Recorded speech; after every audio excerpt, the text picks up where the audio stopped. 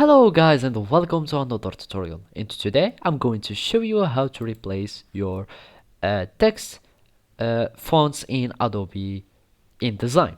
So now you need to open your InDesign software and follow these simple steps.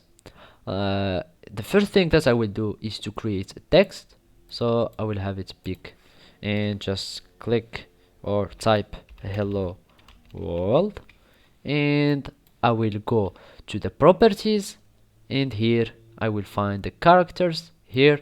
And if you can't find this character thing or character panel, you can go to the window here and search for styles, type in tables, and here you will find characters.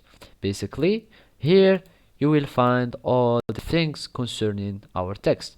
So let's just change the size so we can visualize it more.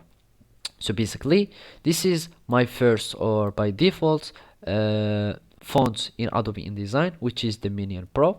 So if I want to change it, all I need is to double click on my text and select it. Make sure that you select the text that you want, replace its fonts, and then you will go to the character, either in property or the character panel that is isolated, and here you will search for all the fonts that you have in Adobe InDesign or integrated and embedded in Adobe InDesign, and you will search for one and click on it, and now you have your font that is replaced. Also, you can add some other settings for your characters, like the size or the spacing between characters or between lines. You can also have like italic degree, or you can have like the bolding if the font contains like a bold edition or a bold style.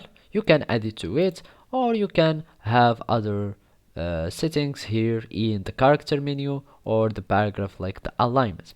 So basically this is how you can replace your text fonts in Adobe InDesign. Thank you for watching and goodbye.